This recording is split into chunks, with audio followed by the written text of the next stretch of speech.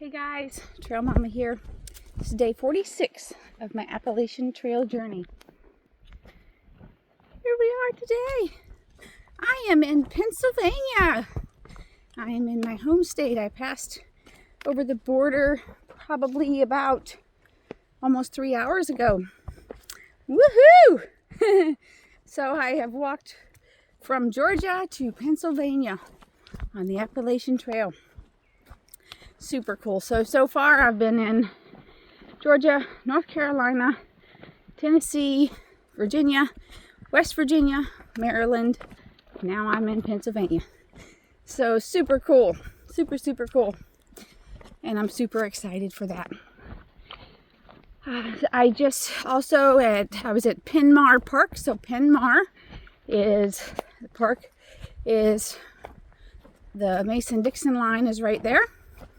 And my friends Chelsea and Ed and their 4 little ones all are in Caledonia State Park coming to support me on this journey.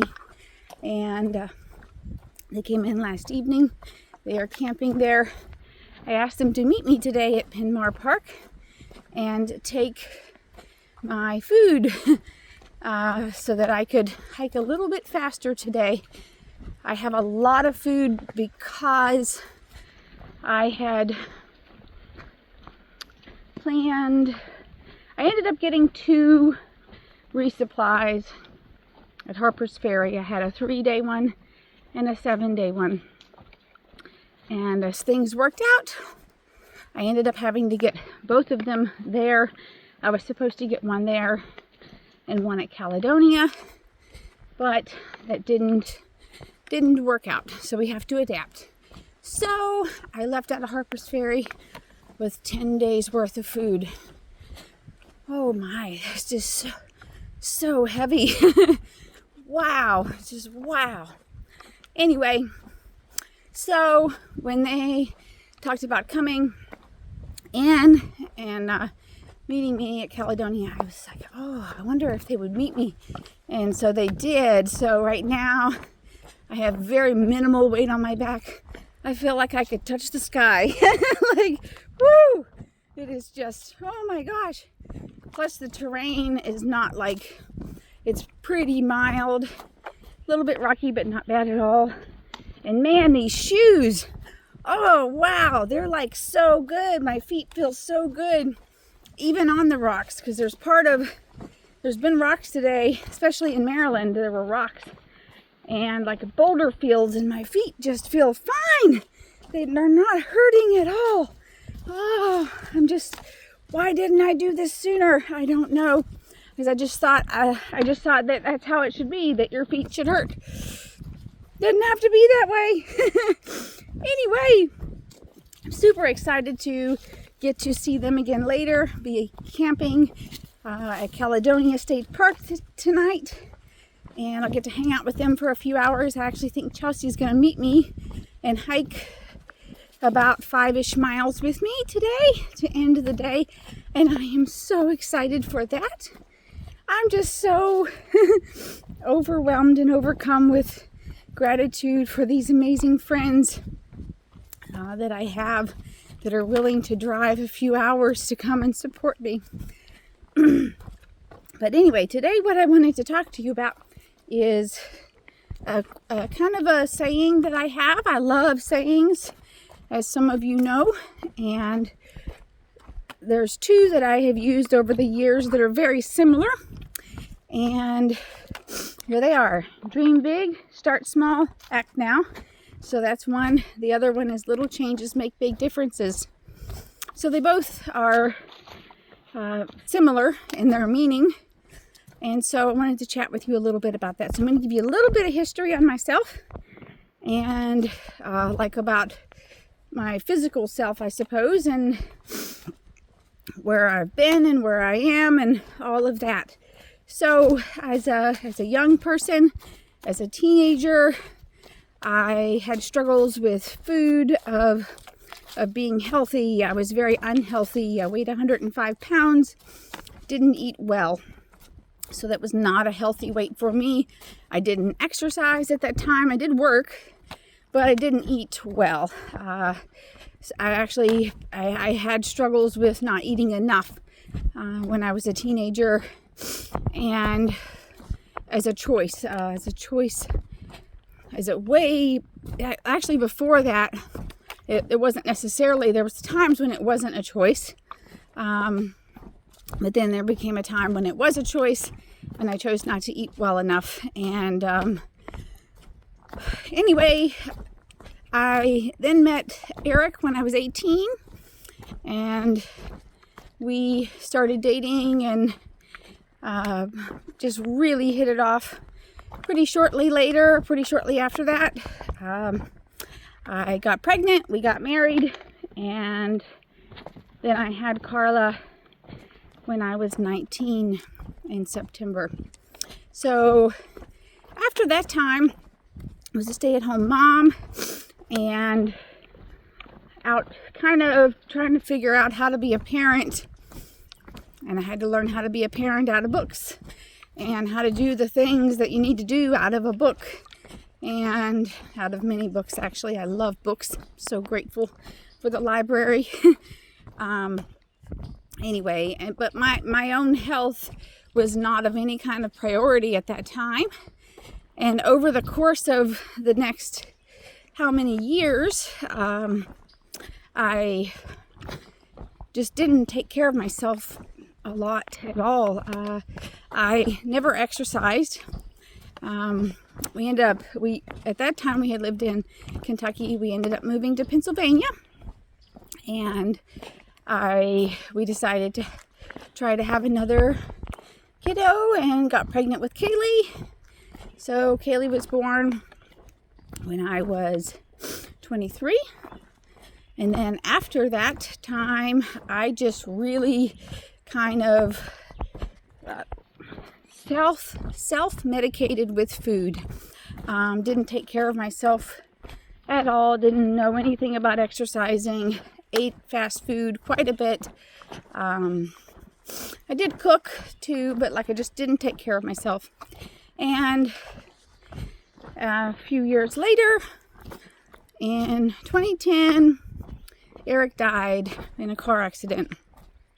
Whole world changed. Everything changed. And about a year after that, I kind of had this moment of I was putting away the Christmas decorations, walking up the one flight of stairs in my house, and I was having I had to stop because I couldn't breathe well enough.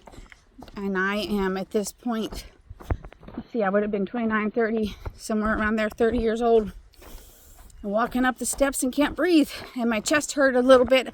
I did not feel like I needed to go to the hospital, but I I just had this moment, this revelation of whoa, you are a parent of 2 little girls, and you are their only parent. And if something happens to you, who is going to take care of them?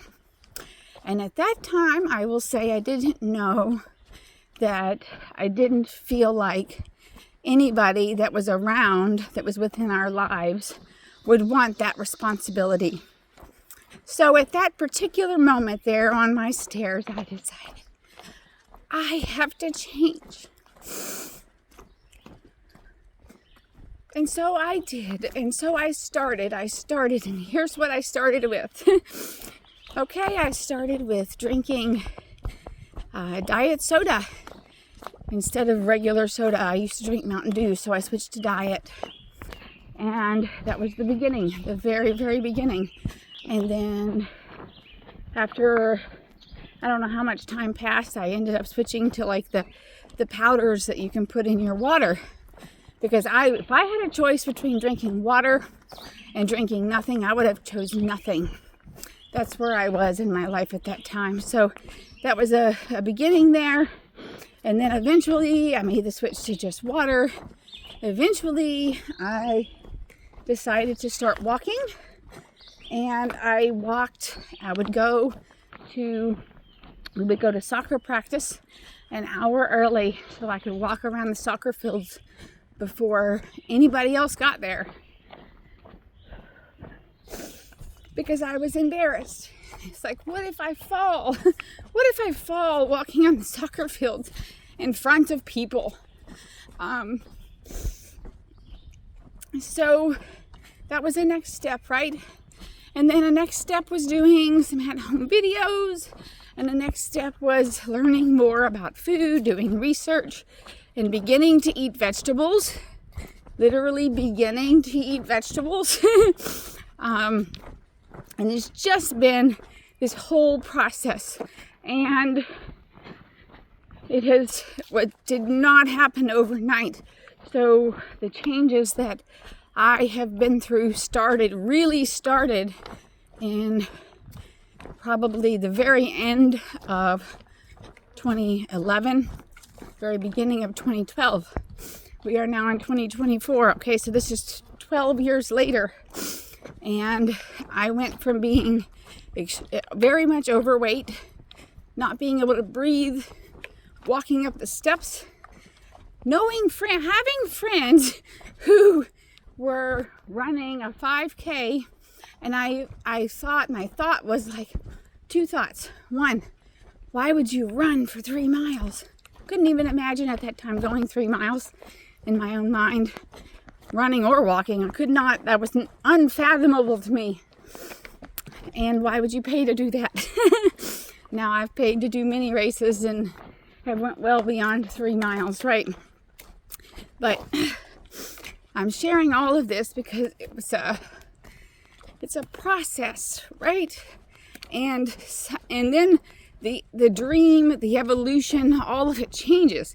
As I've gotten healthier, my original goal in 2011, when I decided to get healthier, was not to hike the Appalachian Trail. That was not my goal. My goal was to become healthier, to take care of my girls, and to be around to see them graduate, and to be in their lives, That was my original driving force, and it still is a driving force, absolutely. And now, people who know me just have no idea that I, at one time, was a very unhealthy person. And they just think that I was always like this. So they think, I could never do what you do. Well, that's not exactly true. You can probably do a lot more than you realize if you have a dream or a goal and you begin working on it in a little tiny way. And that little tiny way will lead to, if you continuously work in that little tiny way, it will lead to great big changes.